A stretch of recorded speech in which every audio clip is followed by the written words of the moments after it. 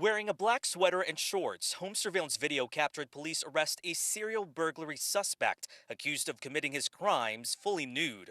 21-year-old Cedric Walker is seen escorted away from his home on Gatwick Square in handcuffs around 8 a.m. Monday. As we stood by and he was taken into custody, that community was literally lined up the side of the road, cheering and clapping. I've never seen anything like it. Walker is accused in 5 cases since early March, allegedly breaking into homes and prowling in the night in the nude. In one case, police say he only wore a shirt around his head and tennis shoes. No one was ever hurt and not a single item was stolen. Although you may not have seen us from 3 o'clock, 6 o'clock in the morning, detectives have been out of their cars, out in the cold, hiding in bushes, waiting for this exact moment, and it paid off right here. A dozen personnel, including detectives, have been staking out the neighborhood for weeks, setting up their own covert cameras, fully confident he'd strike again. Police say one of the officers spotted him on camera walking around naked.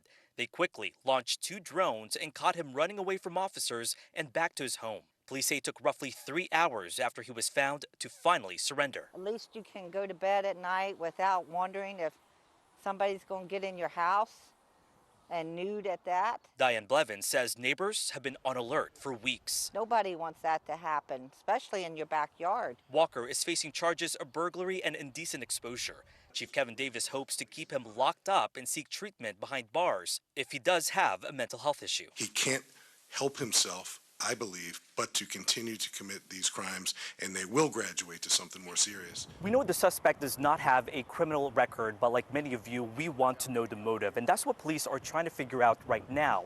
They are hoping to talk more with Walker's family to learn more about him and what they potentially knew. In the meantime, I actually happened to run into Walker's family as we were trying to get reaction from their neighborhood. They quickly turned me away, but one woman at that home told me, quote, "He is sick." In Fairfax, I'm Matthew Torres, WUSA 9.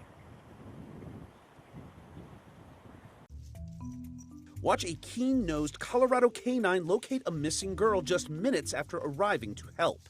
Arapahoe County Sheriff's officials were called to a neighborhood by a panicked mother who had been separated from her 7-year-old at a local park for nearly 2 hours. No sooner than sheriff's deputies started the search, they put their canine Rex to work, using the girl's shoes for a scent. The department says within 12 minutes, the dog picked up the trail and the girl was soon located, leading deputies on a short chase.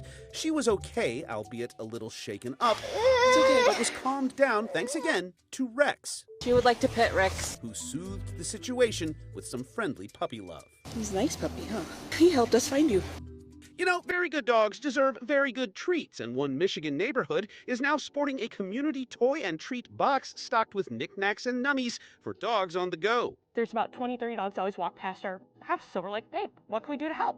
Warren resident Trisha Rowe built the Doggy Stick Stop, a twist on the popular Little Lending Library idea, but instead packed with dog toys, tennis balls, treats, and poop bags. Locals are loving the idea so much, the Stick Stop now has goodies donated from local businesses. People helping people, and poochies. Well, hot dog. Finally, treats are no more for this gorilla in Germany, but not because she's a bad girl, it's because she's a golden girl.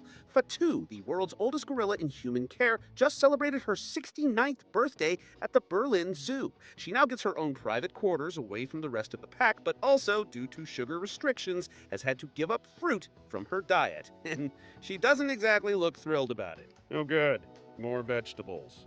For Take a Look at This, I'm Jeremy Roth.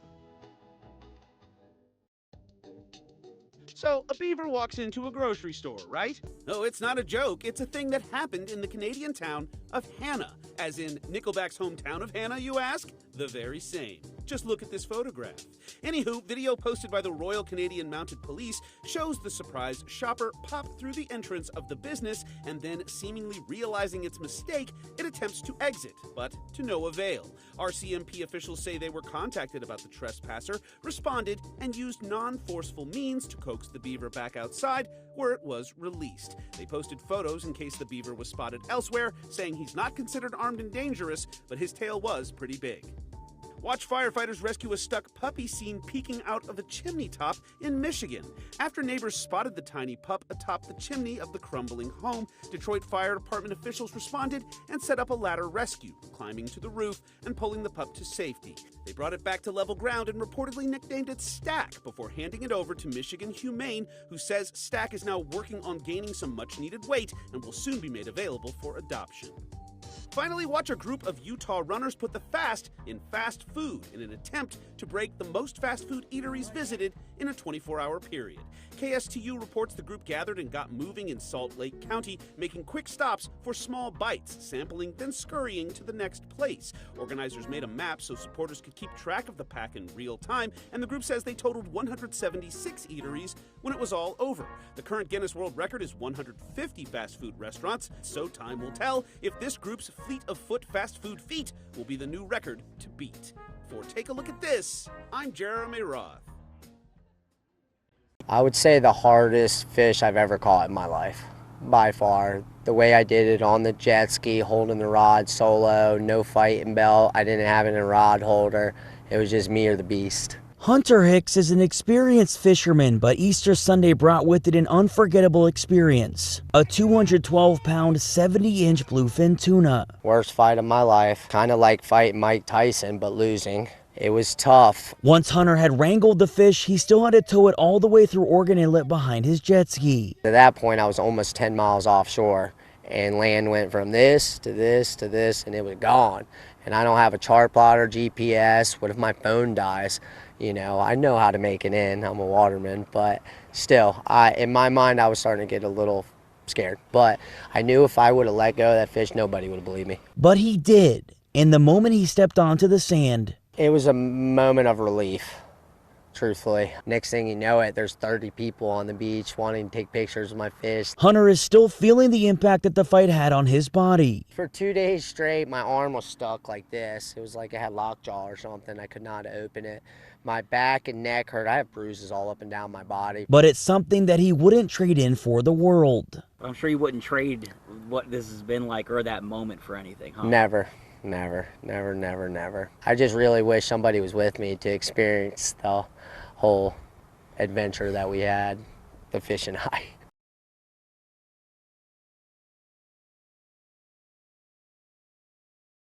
Park Zoo staff addressing the elephant in the room. Alice, our Asian elephant, was able to break a section of welded steel. But it wasn't a room.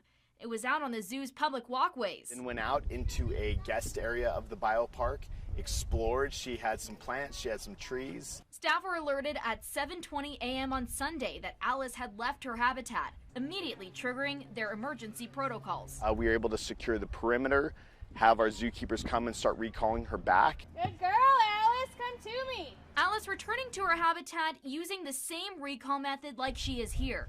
Good girl, Alice, come to me, move out. Proving the saying, elephants never forget. Good girl, Alice, all right.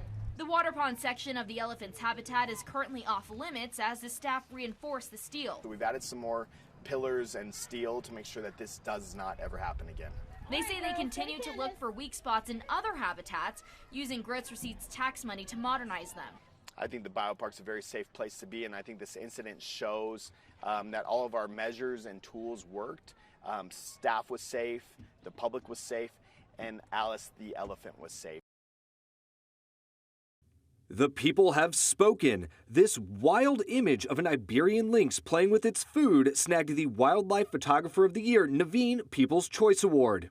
Named Flying Rodent, the caught-on-camera moment in Spain gives us a glimpse of the young cat tossing around its prey before making it into a meal, a common practice for these animals. The National History Museum of London says the prize-winning pick beat out 60,000 entries for the top spot in an online vote. The cat is not the only show-stopping pick. 4 photos also noted as highly commended. Family Rest, showing a mama polar bear and her 3 cubs stopping for a snooze in the summer heat of Canada. Dancing in the Headlights, a silly but not necessarily safe scene of young bear cubs wrestling in the middle of the road in Jasper National Park. Beauty Against the Beast, highlighting the juxtaposition between nature and industry in Namibia. And Never-Ending Struggle, a gruesome scene showing a deer's antler stuck to the remains of a rival that died during battle. These award-winning images are on display at the Natural History Museum of London through mid-July.